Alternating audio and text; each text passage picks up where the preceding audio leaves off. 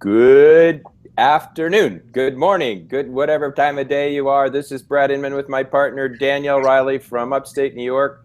I'm sitting here in Manhattan. I just took a bike ride to Chinatown, Danielle, and had breakfast. That's the hot new coming neighborhood. Everything's going on there. And so we were supposed to go to Florida last night, but that didn't pan out because of some stuff. And now here we are right here in New York City talking real estate. And we got a guest. Danielle, who's our guest today? We He do. looks like a serious guy there. He does. He's joining us all the way from Austin, Texas, Mr. Chad Roffers. Say hi, Chad. Good morning. Hey, Chad. Hello. Great to have you. Very glad to be here. Thanks for having me. Cool. Well, you know what? The routine here, Chad, I think if you don't know, is this is how it works. Danielle and I take the top 5 stories of the week, and this is done by an algorithm, not Danielle and I's preference for what is the best story. So it's Danielle, Brad, and the algorithm that picks the 5 top stories. And that means the stories that were most read on Inman News. So these top 5 come from, 75, 100 stories this week. And these are the ones that, kind of resonated with our readers. So I'll start really quickly. I'm sitting in Houston at some obscure conference in Galveston, Texas. And Alex Perillo comes on a kind of hangout like this. And he says, I got cold feet about Upstream. And this guy runs Realty franchise services. And he's going, well, what the heck? Maybe this doesn't make sense. And he questions it and challenges it. And clearly Realty, they don't do anything without lawyering it. I'm sure they made sure what they were saying was right. But here's what's supposed to be ubiquitous across the industry platform for uploading listings for brokers. And the biggest franchise owner in the country is saying, we're not that excited about Upstream. Chad, you're an observer. Does that matter to anything? Upstream, or what Realty says about Upstream, or should we focus on some other stuff? I mean, I think anytime Realty, especially Alex, says something, it matters. So, I think that goes without saying. And, I think it's also, the bigger question is the time come and gone for Upstream? Yeah. Too late. Yeah. Too late to the party. Yeah, we had a dinner party last night, Danielle, and a couple of our friends showed up late after we had left to go to dinner. So, if you're late to the party. Hey, Danielle, what do you think? Every day selling real estate, does Upstream even matter to you in your life? It didn't until I became a broker. Now Yeah. I can see the value of it. With our system specifically, and obviously my company is part of Realty. I'm a smaller brokerage right now, but I can see the value in not having to put a listing into more than one place. I just think about long-term future planning, when I do have hundreds of agents working for me, and I have to put in 10 or 15 listings a day. If I have to put them into 2 or 3 different places, it's kind of a pain in the butt. And I'm only in one MLS. So I can't imagine being in California or places like that where they have 2, 3, 4 MLSs.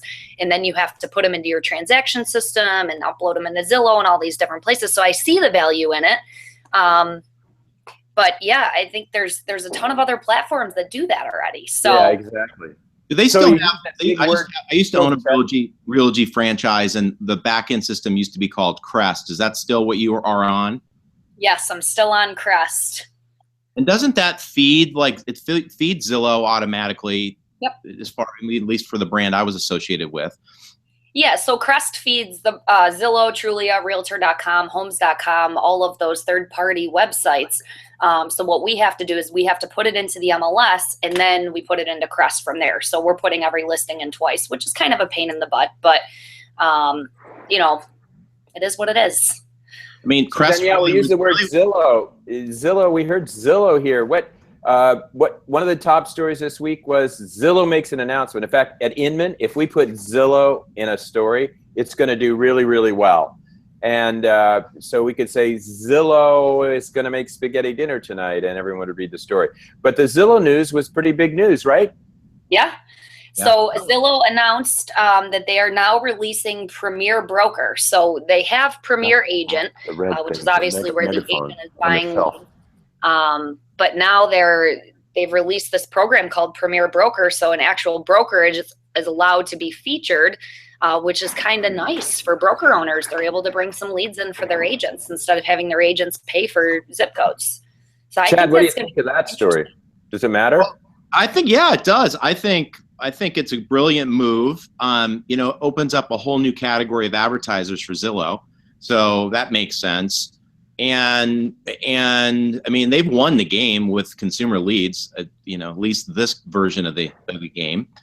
So I think it's fantastic. And I think, brokers should learn from the agents who adopted Premier Agent early to adopt it quickly.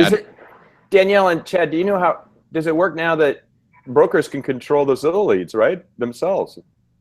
Like Danielle, you can now be a Premier broker and then you distribute them to your agents? Is that how it works? I don't even. Yeah, so it's like the same, it's a system where you basically can put all of your agents in your brokerage on a round robin. So it's fairly distributing the leads, which could be a good thing or a bad thing, depending on the agents in your office. But yeah, it's kind of a nice way to do it fairly for the agents, I think. I'm definitely going to look into it, call my Zillow consultant this afternoon, actually, to talk to him about it. Let's get him on the phone now. Where's he? Okay. No, you don't want to get Zillow on the phone. Danielle, we want to start a new thing. If we think this story is a good thing for the industry, we're going to do a shout out. So I'm going to bring out my megaphone and say, shout out to Zillow's new Broker Premier program.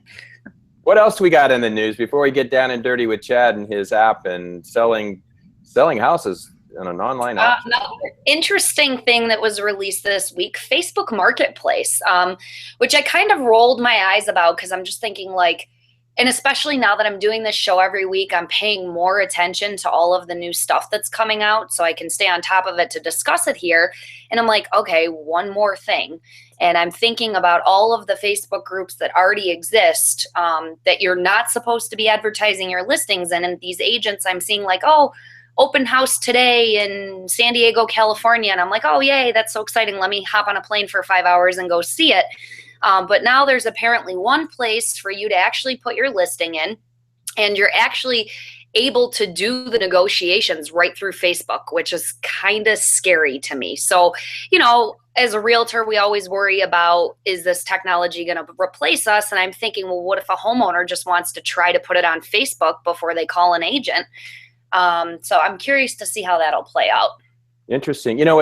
What's shaping up here, Zillow's, at the top of the food chain here, controlling consumers. I think you would agree, Chad, from what you said. And now you got Facebook, like they got a whole team of people working on real estate. They are really doubling down on real estate. It reminds me back in the days when Google did the same thing because they have so much revenue from real estate. And so does Facebook, and they recognize that.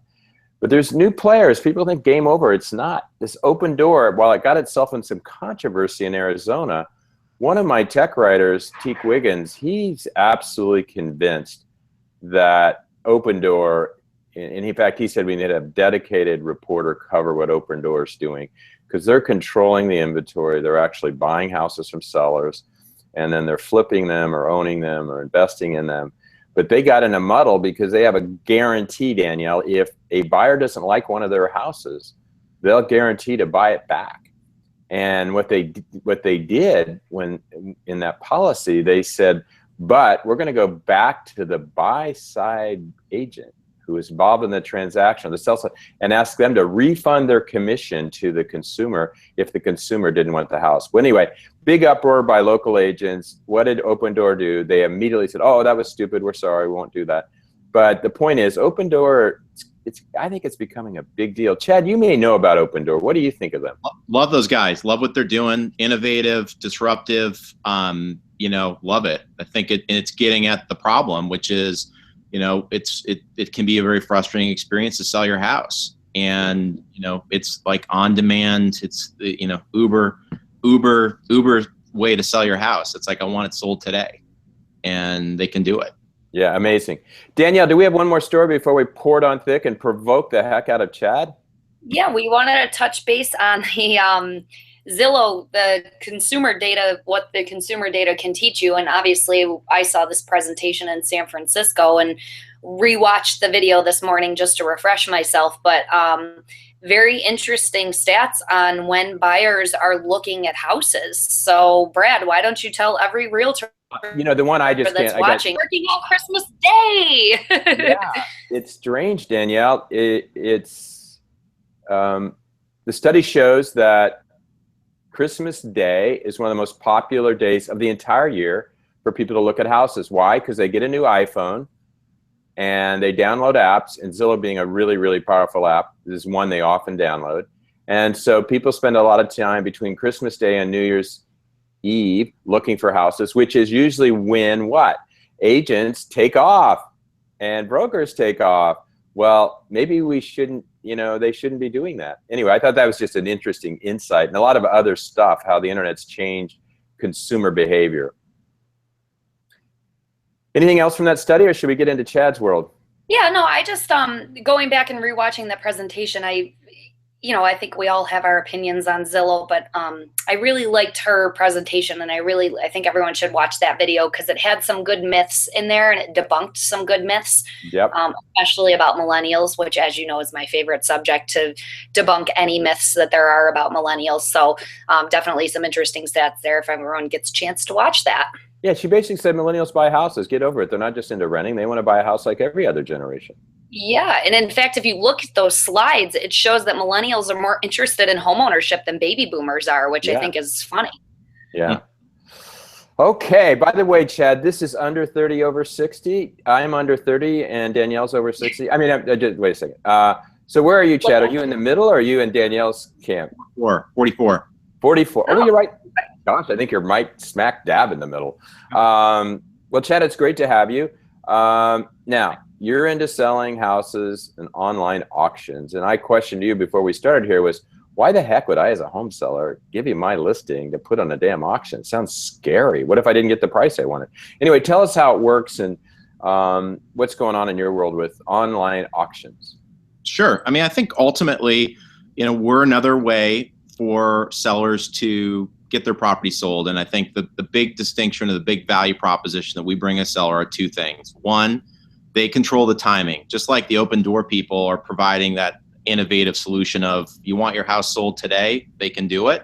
Same thing for us. And just we're focused on the luxury tier, which, days on market are long, even in really hot markets, quite frankly. So that's number one. And number two is really, to let the market manage or tell somebody what their property's worth and in a real time, kind of dynamic live format. So those are the two things that we do in addition to, expanding the pool of buyers. So in addition to, bringing any of the local buyers to the table, we have a database of qualified buyers that love real estate and pay attention when we put something on the platform. And now tell me this, is this, the bid price, all that, how does that work? So I got a little house in West Hollywood, probably wouldn't qualify because I think most of your stuff's luxury. But if I handed over to you and said, sell my house, we have a minimum, and where does the consumer be aware when it comes to this stuff? So I think you look at the consumer, the buyer, the seller, they're both our customer, right? So from a seller perspective, yes, they're hiring us to sell their house, but I think we're in the business of selling control.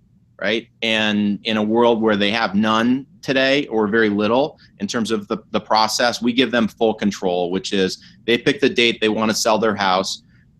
Our team consults with them the morning of the sale, which is like, here's who signed up. We've already done preliminary price discovery. This is the range it's going to sell for. Do you want to sell it or not? Right. I mean, it's really that cut and dry. I mean, there's a lot more to it, but. So a little like Open Door. Buying it, saying, here it is, you want it, take it, and we'll close this in a few days. You're kind of saying that on the auction world, you're saying, put it on here, here's the price, here's the sell, boom, done. Correct. So you got to be ready. Do you have to accept the deep discount? Is this like an eBay deal? I don't think, not necessarily. I mean, certainly, in the higher up we go in the food chain of price, the less, objective prices are, right? So, I think we get fair market value. Now, if you take like a good market, we do a lot of business in San Diego, Rancho Santa Fe, fabulous little pocket of San Diego. We have the highest sale in that market for the last 3 years. So 16, 15, and 14, the highest transaction period in the market. And, wow. And when you look at the status quo, selling your house there. Average days on market are north of 2 years. And if you wait. Yeah. Average days on the market is 2 years. In our price point. So in the 5 million. What's your price point? In that market, 5 million and up. 2 years? Wow, that's crazy.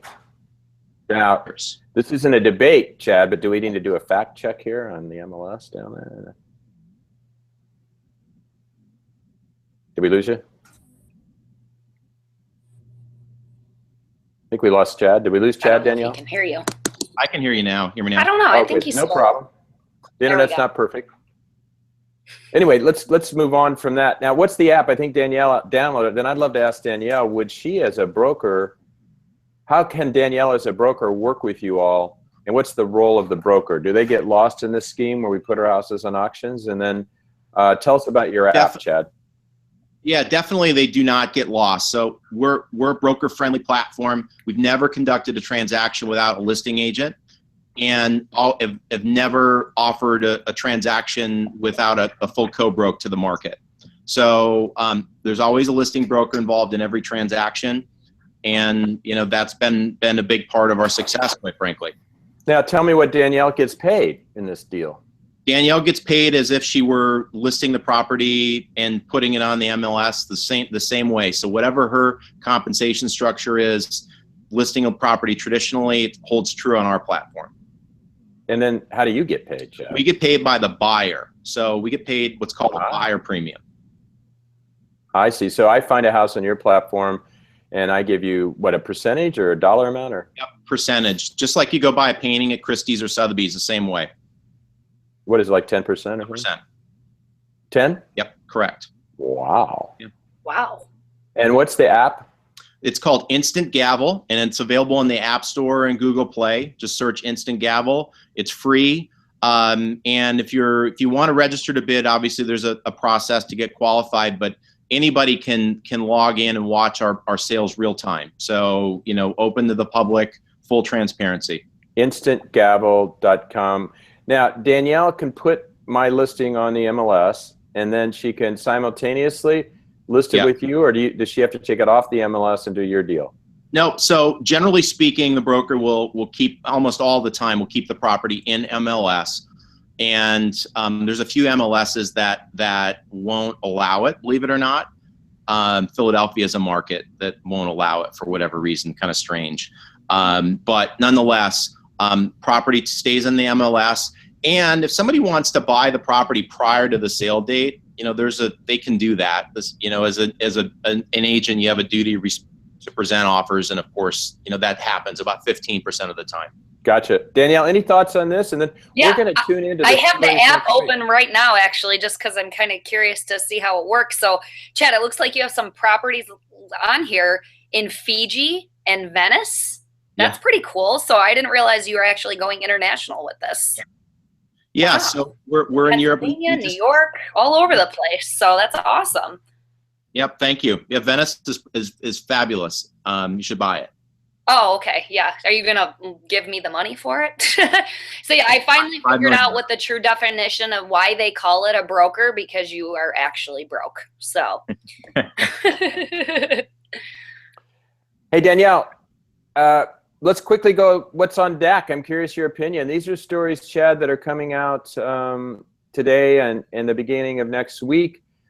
This one's a sad one, Danielle. I hate these agent safety or agent crime stories, but we're about ready to release a special, just breaking news. A Las Vegas agent who was attacked while showing a home, stabbed in the neck, if you can imagine. There will be a GoFundMe page, Danielle, that we'll put all over Inman News, so to our community, another victim of an really salacious crime by an agent. This agent safety. What do you tell your agents, Danielle? What did you do as an agent to protect yourself? I mean, my biggest thing is I always get people pre-approved or pre-qualified, so that way, if anything does happen to me, we have their name, their social security number, and their address. And usually, if someone's planning on, kidnapping me and throwing me in the trunk of their car and chopping me up into a million pieces, they're probably not going to give me their full name and address. So that's one thing I always do as an agent. The other thing is, and I know it sounds so trite and silly, but use the buddy system, not necessarily to bring somebody with you on the showing, but always make sure that someone in your office actually knows where you're going to be. Whether you think you're in a safe neighborhood or you think that the person sounds trustworthy over the phone, you just don't know nowadays. So yeah. Makes sense. Well, let's all send out self-defense classes. Yeah. Little karate. There you go. Well, let's send out good spirits to this agent in Vegas. I hope everything's okay.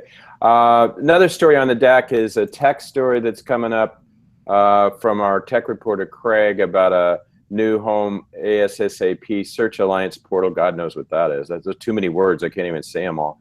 And then one of our reporters, you may have seen today, the Wall Street Journal came out with a story saying the world's highest real estate commissions are in the good old United States, and they haven't come down. And they used the UK as an example, where people only pay 1.5% to the agents. So I'm sure that's stirring it up in our world. The other thing happening next week on Inman Gang is a whole bunch of videos are coming out on Inman News for select members, just a ton of video tips and learnings and interviews and funny videos. So we're going to overwhelm you with really fast moving, quick, but meaty takeaway videos. So look forward to that. And then Jill South, who does a lot of our profiles, Danielle, is doing a profile on the Inc. 500 list. And some interesting stuff in real estate there. So we got a lot of other serious stuff coming, but that's some of the things going on. Awesome. Danielle, how should we wrap? What should we do? We should thank Chad. We should thank our listeners. We should thank our producer. We should thank who else? Give us some tip, some piece of wisdom for our listeners. I'm going to draw out my question to give you time to think. Great. Yeah. Well, how about we ask Chad for a tip? Yeah. I'm going to put him on the spot now. Well, I would say if I were a broker today, I would be calling my Zillow rep and figuring out how I can lock up the best positioning for Premier Broker. Good advice. And I have speaking of other things we discussed today, why don't you jump ahead of Facebook and your sellers and start offering that as part of your listing package? Like, hey, I'm going to put your house up for sale on Facebook Marketplace, so that they're not thinking they should do it themselves. There you go. And I'll add a third one, Danielle. Download Chad's app, which is what, Chad? Instant Gavel on the App Store. And then when you go in for a listing presentation, say, and we have a really interesting alternative we're happy to look into for you. It's called instantgavel.com. So I think we just killed it with those 3 takeaways. Yeah, we did. By the way, gang, our guests do not pay us to be on this show. Inman doesn't sell content. You can't pay us to be on stage. You can't pay us to be in an article. You can't pay us to be on Danielle's and I's store. We're only here to serve our readers. We're independent. No Zillow stock by our reporters are owned. I don't own Zillow stock. Zillow doesn't own Inman. I own Inman. Nobody else. We like to be independent so we can tell the truth to our readers who we love. Danielle, you're fabulous as always. Chad, you did a really good job. By the way, Chad is Dutch. Can you tell? Anyway, over and out, gang. We'll see you next time. Bye. Bye.